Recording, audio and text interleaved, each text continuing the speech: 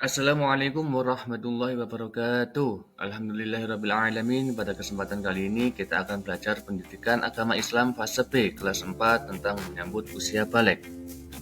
Apakah kalian tahu apa itu balik? Ya, usia balik secara bahasa yaitu telah tiba. Secara istilah, balik berarti kedewasaan bagi seorang muslim atau juga disebut pubertas yang mengakibatkan kita wajib untuk mengikuti syariat-syariat Allah Subhanahu wa taala dan menjauhi larangan-larangan Allah Subhanahu wa taala. Tanda-tanda balik yang akan kita pelajari dari dua ilmu, yaitu ilmu fikih dan juga ilmu biologi.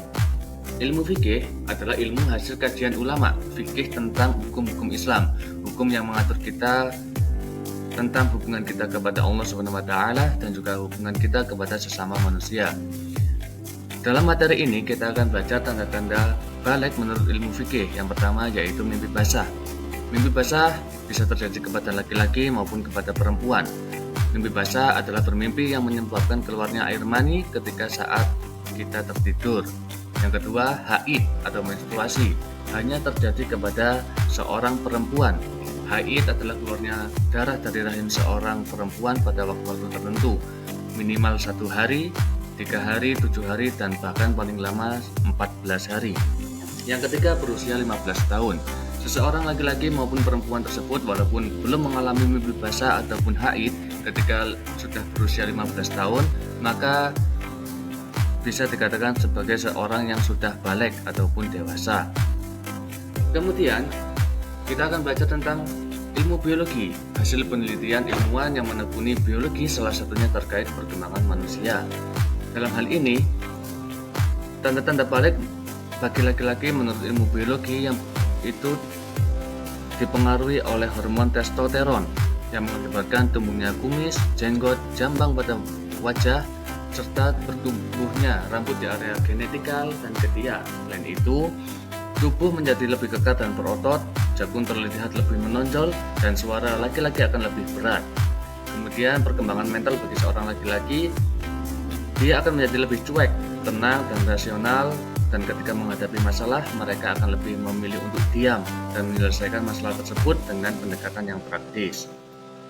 Yang kedua, tanda-tanda balik bagi perempuan menurut ilmu biologi yang dipengaruhi oleh hormon estrogen dan progesteron yang mengakibatkan perubahan tersebut termasuk pembesaran pinggul, pembesaran payudara, serta tumbuhnya rambut di area genetikal dan ketiak. Hormon estrogen juga membuat kulit perempuan akan nampak lebih halus dibanding kulit laki-laki. Perempuan juga akan mengalami yang namanya haid atau menstruasi. Perkembangan mental bagi perempuan, mereka akan cenderung mengikuti perasaan, mencari perhatian, dan merasa perlu dimanja. Saat menghadapi masalah, perempuan mungkin lebih mudah mengadu, menangis, atau menyesalinya. Nah, bagi seseorang yang sudah balik, harus mengikuti syariat-syariat agama Islam. Kewajiban setelah usia balik yang pertama adalah sholat fardu, sholat mulai subuh, duhur, asar, maghrib, dan isya.